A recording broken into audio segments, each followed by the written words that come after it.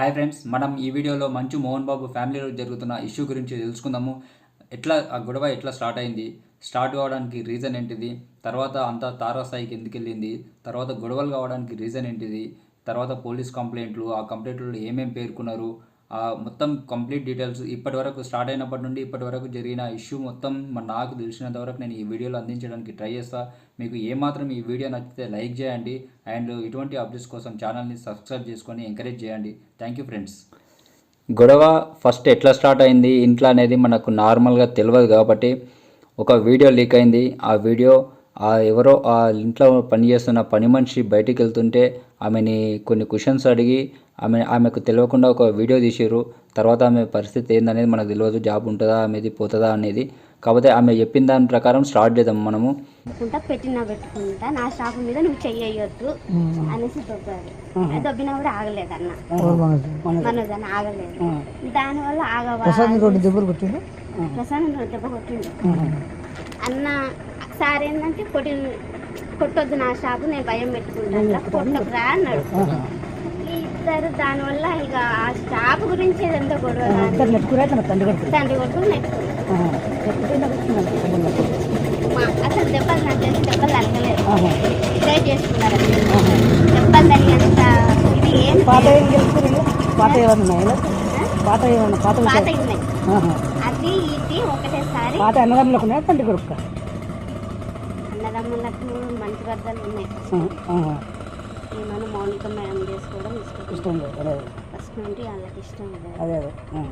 దానివల్ల కొంచెం వాళ్ళు ఫస్ట్ నుండి డిస్టర్బెన్స్. మోహన్ బాబుకు ప్రధానంగా చెప్పుకోవాల్సిన బిజినెస్ అంటే స్కూల్ బిజినెస్ అని చెప్పుకోవాలి. ఎందుకంటే ఆ స్కూల్ బిజినెస్ ద్వారా వాళ్ళకు చాలా ఇన్కమ్ వస్తుంది అండ్ చాలా విలువైనది ఆ స్కూలు. మంచు విష్ణు కూడా ఆ స్కూల్ని చాలా డెవలప్ చేస్తుందని కూడా మోహన్ బాబే తన స్వయంగా పేర్కొన్నాడు. మోహన్ బాబుకు ఎంతో విలువైన ఆ స్కూల్ని చూసుకుంటున్న వినయ్ అనే పర్సన్ని మోహన్ బాబు తిట్టాడని తెలిసింది. ఆ విషయం మోహన్ బాబే స్వయంగా విష్ణుకి మనోజ్కి ఫోన్ చేసి ఫోన్ ద్వారా చెప్పినట్టు తెలిసింది.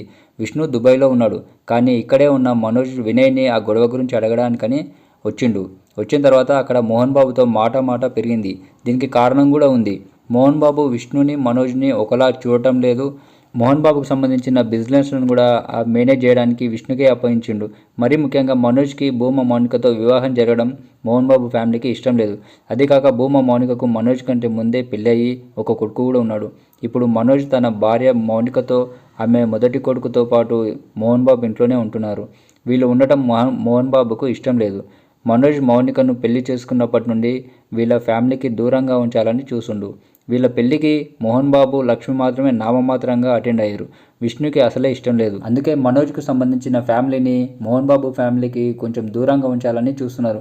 కొన్ని నెలల ముందు కూడా విష్ణు మనోజ్పై అతనికి సంబంధించిన బంధువులపై దాడి చేసినట్టు వీడియో బయటకు వచ్చింది.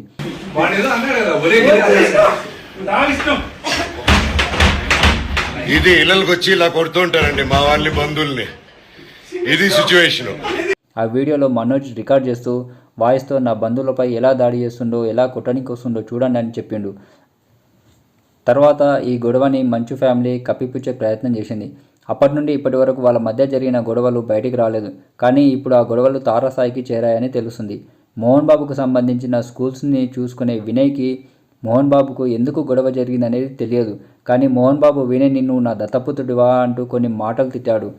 ఈ గొడవ గురించి ఇద్దరి కొడుకులకు తెలపడంతో మనోజ్ అక్కడికి వచ్చాడు. తండ్రితో మాట పెరిగింది. అసలు యాక్చువల్గా వచ్చింది వినయ్ తోటి ఎందుకు గొడవ జరుగుతుందని మాట్లాడడానికి వచ్చిండు. కానీ తండ్రితోటి మాట పెరిగింది. ఇద్దరు నెట్టుకున్నారని పని మనిషి చెప్పింది. కానీ అక్కడే ఉన్న వినయ్తో గొడవ జరిగింది. మోహన్ బాబు స్టాఫ్కు ప్లస్ ఈ మనోజ్కి మధ్య గొడవ జరిగింది. దీనిపై మనోజ్ చెప్పిన ప్రకారం నేను షూటింగ్కి వెళ్తా అని తెలుసుకొని నా భార్య పిల్లలను బెదిరించడానికంటని చెప్పి ఇంటికి వచ్చారు. నేను పైనుంచి వాళ్ళని సౌండ్ విని కిందికి వచ్చేసరికి ఇంట్లోనే ఉండంటని చెప్పి వాళ్ళు హిందీలో మాట్లాడుకున్నారు. నన్ను చూసి పారిపోతున్నారు. ఎందుకు వచ్చారు, ఎందుకు పారిపోతున్నారు అని చెప్పి నేను వాళ్ళని వెంబడించే ప్రయత్నంలో నాకు దెబ్బలు తాకినాయంటని చెప్పి మనోజ్ చెప్పిండు. అయితే గొడవ జరుగుతున్నప్పుడు నా తండ్రి మోహన్ బాబు నన్ను తన అనుచరులతో కొట్టిస్తుండు అంటని చెప్పి మనోజ్ 100కు డయల్ చేసి చెప్పినట్టుగా తెలుస్తుంది. 100కు డయల్ చేసిన తర్వాత పోలీసులు అక్కడికి వచ్చి గొడవని సర్దుమణిలా చేసి వెళ్ళిపోయినట్టు మనకు తెలుస్తుంది. తర్వాత మనోజ్ కుంటుతూ హాస్పిటల్కి మౌనికతోటి తన అనుచరులతోటి అనుచరుల భుజాలపై చెయ్యి వేసి మౌనికతోటి చెయ్యి పట్టుకొని హాస్పిటల్కి ట్రీట్మెంట్ కోసం అంటని చెప్పి వచ్చిండు. ఆ ట్రీట్మెంట్ జరిగిన తర్వాత డాక్టర్లు ఇట్లా పొట్టలో గుద్దినట్టుగా, మెడపై గోర్లతో రాకినట్టుగా, ఎడమకాలి పిక్క కింద గాయమైనట్టుగా డాక్టర్స్ రిపోర్ట్ ఇచ్చారు. హాస్పిటల్ నుండి మనోజ్ బయటకు వచ్చేటప్పుడు కూడా కట్లతోటి బయటకు వచ్చిండు. తర్వాత ఈ విషయం తెలిసిన మంచు విష్ణు దుబాయ్లో ఉన్నాడు. దుబాయ్ నుండి డైరెక్ట్గా వచ్చేసిండు. విష్ణుని పికప్ చేసుకోవడానికి శంషాబాద్ ఎయిర్పోర్ట్కు స్వయంగా మోహన్ బాబు వెళ్ళినట్టు తెలుస్తుంది. విష్ణు వచ్చే కంటే ముందే విష్ణు అనుచరుడు విజయ్ వాళ్ళ ఇంట్లో ఉన్న సీసీటీవీ ఫుటేజ్ని, హార్డ్ డిస్క్లని తొలగించినట్టు మనోజ్ పేర్కొన్నాడు. అయితే అప్పటికే కొంతమంది విష్ణుకు సంబంధించిన బౌన్సర్లు మోహన్ బాబు ఇంటికి వచ్చినట్టుగా తెలిసింది. మనోజ్ అక్కడ నుండి కొంతమంది తన బౌన్సర్లతో, తన అనుచరులతో అక్కడికి రాగా ఓన్లీ మనోజ్ని మాత్రమే లోపలికి రానిచ్చారు. అతనికి అనుచరులను లోపలికి రానివ్వలేదు. విష్ణుకు సంబంధించిన బౌన్సర్లు మనోజ్కి సంబంధించిన బౌన్సర్లని గేట్ బయటికి దొబ్బేసారు. మోహన్ బాబు తన సన్నిహితుల మధ్య, వాళ్ళ ఫ్యామిలీకి సంబంధించిన సన్నిహితుల మధ్య మాదాపూర్లో చర్చలు జరగడానికంటని చెప్పి, గొడవలు సద్దుమణగడానికంటని చెప్పి మీటింగ్ ఏర్పాటు చేశారు. కానీ ఆ చర్చలు అనేది విఫలమైనాయి. ఈ మంచు మనోజ్కు నచ్చక ఆయన మధ్యలోనే బయటకు వచ్చేసినట్టు తెలిసింది. ఆ చర్చలు ఫెయిల్ అయిన తర్వాత మంచు మనోజ్ అలా ఇంటికి వెళ్ళడానికి ప్రయత్నం చేస్తే వాళ్ళు ఇంట్లోకి వెళ్ళిన తర్వాత వాళ్ళని ఇంట్లోకి రానియలేదు. నువ్వు ఇంట్లో ఉండకూడదు, నీకు అర్హత లేదు అంటని చెప్పి మోహన్ బాబు మంచు మనోజ్ని బయటికి వెళ్ళగొట్టడానికి ప్రయత్నం చేసిండు. మంచు మనోజ్, మౌనిక బయటికి వెళ్తూ మీడియాతో పోలీసు వాళ్ళు ఎందుకు ఏకపక్షంగా వ్యవహరిస్తున్నారో తెలియడం లేదు అని, జరిగిన గొడవ గురించి చెప్పకుండా, నేను ఆస్తి కోసం పోరాటం లేదు, నా ఆత్మగౌరవం కోసం పోరాడుతున్నా, నాకు న్యాయం కావాలి, దీనికోసం ప్రపంచంలో ప్రతి ఒక్కరిని కలుస్తా అంటని చెప్పి మౌనిక ప్లస్ మనోజ్ ఇద్దరు కూడా కార్లో పడి బయటికి వెళ్ళిపోయారు. అందరికీ నమస్కారం. నేను ఆస్తి కోసమో డబ్బు కోసమో ఈ పోరాటం చేయట్లేదు. ఎందుకంటే ఇది పోరాటం కూడా కాదు, ఇది ఆత్మగౌరవానికి సంబంధించింది, నా భార్య పిల్లల సేఫ్టీకి సంబంధించింది. ఇది నాతో ఒక మగాడిగా నాతో డైరెక్ట్గా వచ్చి నాతో ఏం చేసినా పర్వాలేదు. నా భార్య పేరు ఇంక్లూడ్ చేయడం, నన్ను తొక్కేదానికి, నా 7 నెలల పాపని ఇంక్లూడ్ చేయడం, నా బిడ్డల ఇంట్లో ఉండగానే అలా బిహేవ్ చేయడం కరెక్ట్ కాదు. ఈరోజు పోలీస్ దగ్గరికి నేను వెళ్ళి ప్రొటెక్షన్ అడిగాను. నేను మొన్న వచ్చి అడిగినప్పుడు మీకు అన్ని ఎవిడెన్స్లు ఇస్తాను, ఎస్ఐ గారు ఇక్కడి నుంచి వచ్చి నేను ఇస్తాను సార్ ప్రొటెక్షన్ చూపించాను, బౌన్సర్లు అందరూ అక్కడికి దాక్కున్నారని చూపించాను.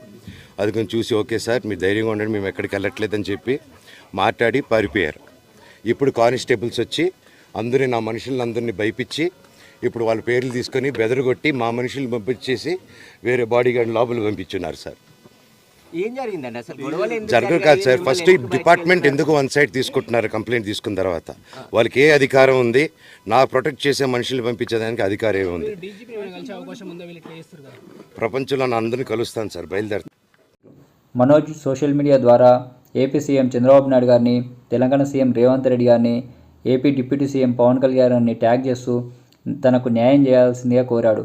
మంచు మనోజ్, మంచు మోహన్ బాబు ఇద్దరు కూడా ఒకరిపై ఒకరు కంప్లైంట్ చేస్తే, వీళ్ళిద్దరు ఇచ్చిన కంప్లైంట్లన్నీ పరిశీలిస్తే ఫస్ట్ మోహన్ బాబు గారిది పరిశీలిస్తే ఆయన రాచకొండ పోలీస్ కమిషనర్ సుధీర్ బాబుకు లేఖ ద్వారా ఫిర్యాదు చేశారు.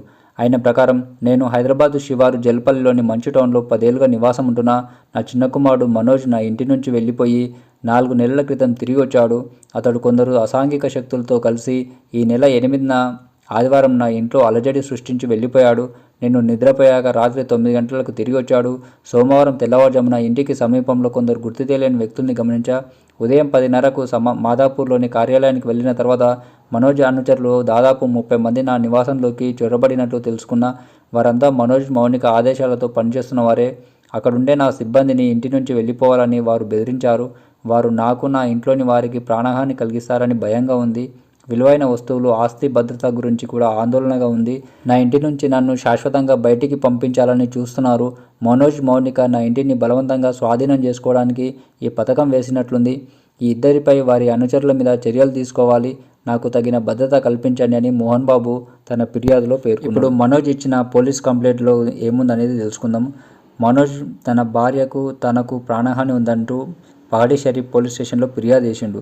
తనపై గుర్తు తెలియని వ్యక్తులు దాడి చేశారని నటుడు మంచు మనోజ్ సోమవారం సాయంత్రం పగడి షరీఫ్ పోలీస్ స్టేషన్లో పేర్కొన్నాడు. ఆదివారం ఉదయం 9 గంటలకు కర్రలతో 10 మంది గుర్తు తెలియని వ్యక్తులు జల్పల్లిలోని నా నివాసంలోకి ప్రవేశించారు. నేను చిత్రీకరణ కోసం బయటకు వెళ్తాననే సమాచారంతో ఇంట్లోకి వచ్చి నా భార్య, కుమారుడిని చుట్టుముట్టారు. ఇది గమనించి నేను కిందికి రాగా వారు అతడు ఇంట్లోనే ఉన్నాడు అంటూ హిందీలో అరుస్తూ బయటకు పరిగెత్తారు. వారిని పట్టుకునే సమయంలో జరిగిన పొట్లాటలో గాయపడ్డ ఆసుపత్రిలో చికిత్స తీసుకుని ఇంటికి వచ్చి చూడగా సీసీటీవీ ఫుటేజీలు అదృశ్యమయ్యాయి. విజయ్ రెడ్డి, కిరణ్ వాటిని తీసుకున్నట్లు పనివారు చెప్పారు. ఆ ఇద్దరికి దాడి గురించి ముందే తెలిసి ఉంటుంది. లేని పక్షంలో సీసీటీవీ ఫుటేజీలు తీసుకోవాల్సిన అవసరం వారికి ఏముంటుంది? నా ఇంట్లోకి బలవంతంగా ప్రవేశించి నా భార్య పిల్లల్ని బెదిరించిన వారిపై చర్యలు తీసుకోవడంతో పాటు తగిన రక్షణ కల్పించాలి అని మనోజ్ తన ఫిర్యాదులో పేర్కొన్నాడు. ఇలా ఇద్దరు ఒకరిపై ఒకరు కంప్లైంట్ చేస్తున్నారు. మంచు మనోజ్ హాస్పిటల్ నుంచి డైరెక్ట్గా పోలీస్ స్టేషన్కి వెళ్ళి కంప్లైంట్ చేసిండు. మోహన్ బాబు డైరెక్ట్ వాట్సాప్ లేఖ ద్వారా కంప్లైంట్ చేసిండు. ఇట్లా ఇద్దరు ఒకరిపై ఒకరు కంప్లైంట్ చేసుకున్నారు. కంప్లైంట్ చేసుకున్న తర్వాత భూమ మౌనిక ఎవరితోనో ఫోన్ మాట్లాడుతూ నా భర్తపై చెయ్యి వేసుకున్నారు, నా భర్త ఒంటిపై దెబ్బలు పడ్డాయి, మీరు సరిగ్గా న్యాయం చేయకపోతే నేను ప్రైవేట్ కంప్లైంట్ ఇస్తా అంటని చెప్పి ఫోన్లోనే హెచ్చరించి ఇక్కడ ఎవరితోటో స్పీకర్లో పెట్టి మాట్లాడడానికి ప్రయత్నించారు. కేసు మనోజ్ గారు పెట్టారు. మనోజ్ గారికి సెక్యూరిటీ తీసుకుంటున్నారు మీరు ఇంట్లో, వాళ్ళ బౌన్సర్స్ తెచ్చి పెట్టారు ఇంట్లో, కానిస్టేబుల్స్ పంపించేశారు పేరు తీసుకొని. నేను అందరి మీద ప్రైవేట్ కంప్లైంట్ వేస్తాను. నా పిల్లలకి నా ఫ్యామిలీ జోలికి వస్తే మాత్రం నేను ప్రైవేట్ కంప్లైంట్ వేస్తాను. మీరు న్యాయంగా చేయండి. దెబ్బలు మనోజ్ గారి మీద పడ్డాయి. దెబ్బలు లేదు మీరు వినండి, కానిస్టేబుల్స్ పంపించేశారు. నేను స్పీకర్ పెడతాను, మాట్లాడండి. మా ముందు మాట్లాడండి. మంచు మనోజ్, భూమ మౌనిక ఇద్దరు కూడా ఈవినింగ్ టైంలో తన అనుచరులతోటి ఇంట్లోకి వెళ్ళడానికి ట్రై చేయగా సెక్యూరిటీ వాళ్ళు గేట్స్ ఓపెన్ చేయలేదు.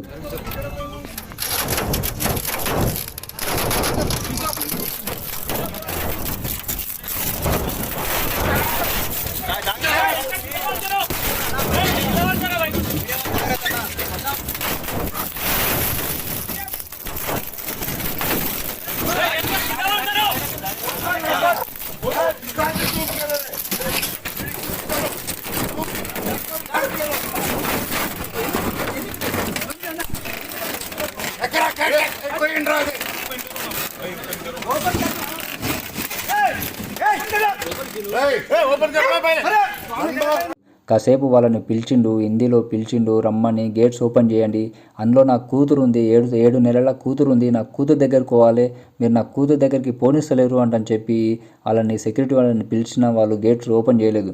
ఓపెన్ చేయకపోవడంతో తన సిబ్బందితోటి గేట్స్ని బద్దలు కొడుతూ లోపలికి వెళ్ళాడు. అక్కడ గొడవ జరగడంతో లోపలికి వెళ్ళేటప్పుడు కూడా గేట్స్ ఓపెన్ చేసిన తర్వాత భూమ మౌనిక కారులోనే ఉంది. ఆ కారుని లోపలికి తీసుకెళ్ళారు. లోపలికి వెళ్ళిన తర్వాత మీడియా వాళ్ళని లోపలికి రానియలేదు. ఓన్లీ వాళ్ళ సిబ్బందితోటి గేట్స్ని క్లోజ్ చేసుకున్నారు. ఇట్లా మంచు మనోజ్ తన అనుచరులతోటి లోపలికి వెళ్ళిన కొద్దిసేపటికి అక్కడ గొడవ జరిగిన తర్వాత పోలీసులు కూడా ఉన్నా కూడా అక్కడ గొడవ జరిగి మంచు మనోజ్ చినిగిన షర్టుతోటి బయటకు వచ్చి కారులో అక్కడి నుంచి వెళ్ళిపోయాడు. అట్లే ఆ గొడవతో పాటు చాలామంది మోహన్ బాబు కూడా అక్కడికి గేట్ దగ్గరికి వచ్చిండు. గేట్ దగ్గరికి వస్తే అక్కడ ఒక రిపోర్టరు ఈ గొడవ గురించి చెప్పమని అతని దగ్గర ఉన్న మైక్ని ఇట్లా మోహన్ బాబుకు చూపిస్తూ అడగగా అతను మోహన్ బాబు ఆ మైక్ని లాగేసుకుని అతనిపై చాలా గట్టిగా కొట్టాడు. ఏం చెప్పాలరా నీకు, ఏం చెప్పాలంటని చెప్పి చాలా గట్టిగా కొట్టాడు. ఆ రిపోర్టర్కి బోన్లో 3 చోట్ల ఇరిగినట్టుగా అలా కొట్టడంతో జర్నలిస్టులందరికీ కోపం వచ్చింది. మోహన్ బాబుని అరెస్ట్ చేయాలంటని చెప్పి అందరూ డిమాండ్ కూడా చేశారు. మోహన్ బాబు మనోజ్కి కాల్ చేస్తున్నట్టుగా ఒక వాయిస్ క్లిప్ కూడా బయటకు వచ్చింది.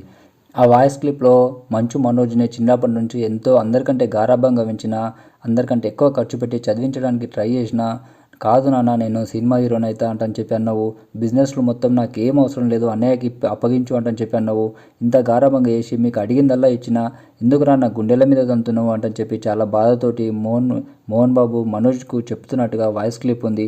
మీడియా వాళ్ళని ఇన్ని రోజులు ఎంకరేజ్ చేశారు, ఇప్పుడు మన గొడవని మొత్తం పబ్లిసిటీ చేసేస్తారు, వాళ్ళకు టీఆర్పీ కావాలి కాబట్టి ఏమైనా చేసుకుంటారు, మనం మాత్రం ఈ చిన్న గొడవని ఇంత పెద్దగా చేసుకోవద్దు, నన్ను ఎందుకు ఇంత బాధ పెడుతున్నావు, నువ్వు తాగుడకు అలవాటైనవు, మీ మౌనికని పెళ్లి చేసుకున్నాక ఆమె మాటలు విని తాగుడకు అలవాటైనవు, అమ్మ మాట విని మాతో చాలా దురుసుగా ప్రవర్తిస్తున్నావు, చాలా గొడవలు చేస్తున్నావు, తాగుడకు అలవాటైనవు, అందరూ తాగుతారు, నేను తాగుతా, నేను మాట 2 పెగ్గులు వేసుకోవాలి, కానీ నువ్వు తాగుడకు చాలా అలవాటైనవు, అడిక్ట్ అయిపోయినావు, బానిసలాగా అయినావు, చాలా గొడవలు చేస్తున్నావు, నీ వల్ల అమ్మ హాస్పిటల్లో పడ్డది అంటని చెప్పి చాలా ఎమోషనల్గా మాట్లాడినట్టుగా నువ్వు ఇంటికి వచ్చినా సరే రాకున్నా సరే నీ కూతురు నేను అంతకన్నా బంగారం లాగా పెంచుతా అని చెప్పి ఆయన ఆ వాయిస్ క్లిప్లో మనోజ్తో మాట్లాడినట్టుగా మనకు ఆ వాయిస్ క్లిప్లో ఉంది. ఫ్రెండ్స్, వాయిస్ క్లిప్ని స్కిప్ చేయాలంటే 21 minutes 30 seconds దగ్గరికి వెళ్ళండి, ఆటోమేటిక్గా కంటిన్యూషన్ వచ్చేస్తుంది. నువ్వు నా బిడ్డవి. లక్ష్మీ ప్రసన్న, విష్ణువర్ధన్ బాబు, మనోజ్ కుమార్. నిన్ను ఎలా పెంచానురా నేను? అందరికంటే నిన్నే గారాభంగా పెంచానురా. నీకే ఎక్కువ ఖర్చు పెట్టి చదివించాలని ప్రయత్నం చేశానురా. నువ్వు ఏది అడిగినా నేను నీకు ఇచ్చానురా. కానీ ఈ రోజున నువ్వు చేస్తున్న పని బిడ్డల గుండెల మీద తంతారంటారే, అలా తన్నేవరా. మనసు ఆవేదనతో కింగిపోతుందిరా. నేను మీ అమ్మ ఏడ్చుకుంటున్నావురా. నువ్వు నన్ను కొట్టడం ఏంట్రా? నా బిడ్డ నన్ను తాకలా. ఇద్దరం ఘర్షణ పడ్డాం కొన్ని కారణాల వల్ల. ప్రతి ఫ్యామిలీలోనూ ఉంటాయిరా ఇవి. లేనివాడు ఎవరైనా ఉంటే ప్రపంచంలో ఒకరున్నారేమో, 1% ఉంటుందేమో. అటువంటి వాళ్ళ ఇంటికి వెళ్ళి కాళ్ళు గడిగి నిద్ర పూసుకోవచ్చు. ఏమిటిది? మీ అమ్మ ఎంత కుమిలిపోతుంది ఈ రోజున హాస్పిటల్ చేరింది. నీ వల్ల హాస్పిటల్ చేరుతాను. చూడు మనోజ్, నీకన్నీ ఇచ్చినా ఈ రోజున నువ్వు నా గుండెల మీద తనడమే కాకుండా అపకీర్తి తీసుకొచ్చావు. ఏదేదో రాశావు, ఏదేదో చెప్తున్నావు. ఎంత మంచి నటుడివి నువ్వు. నీ భార్య మాటలు విని తాగుడికి అలవాటు పడిపోయావు. వింటున్నావా?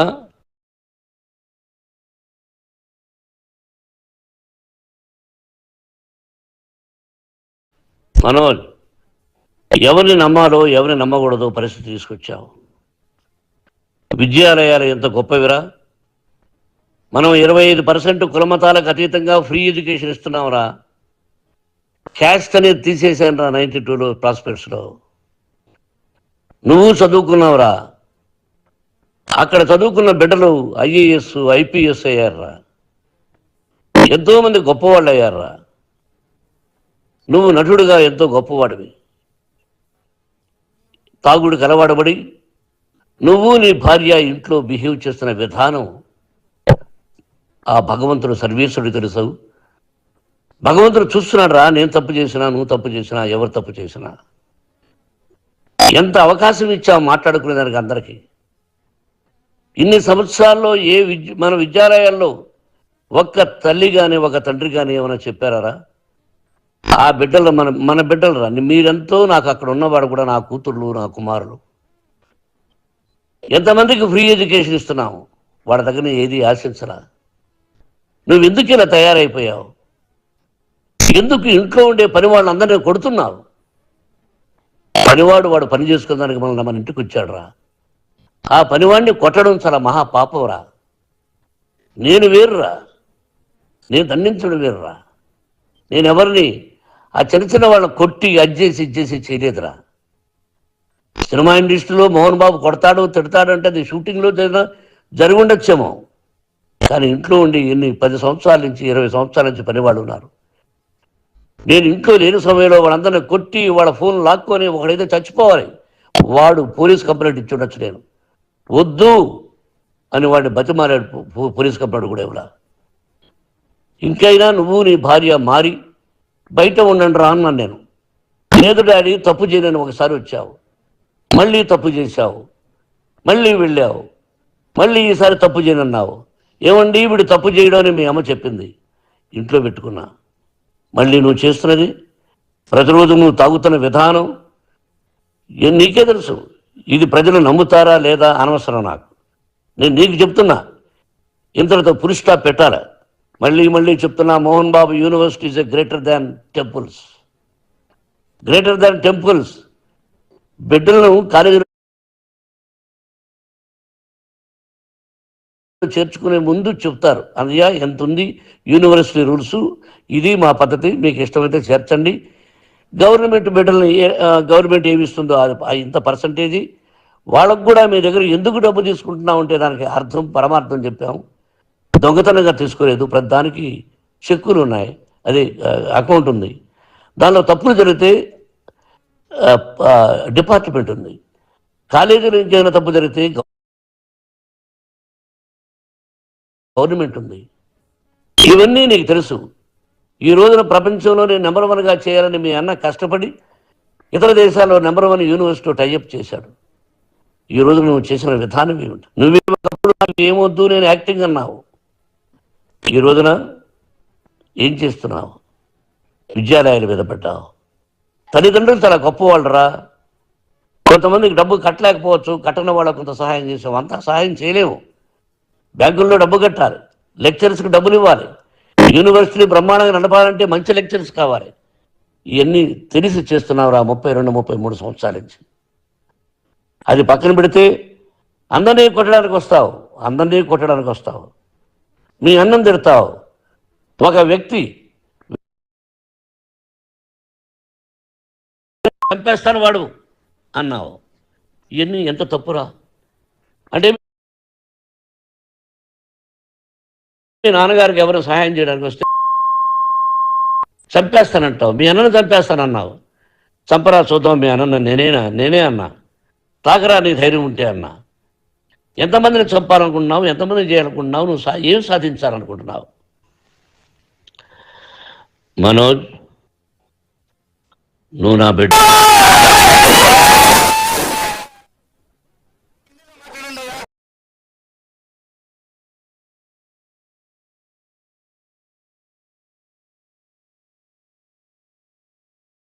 అదే రోజు రాత్రి రిపోర్టర్స్ తోటి గొడవ అయిన తర్వాత అదే రోజు రాత్రి మోహన్ బాబు అస్వస్థతకు గురయ్యి హాస్పిటల్లో చేరినట్టుగా తెలుస్తుంది.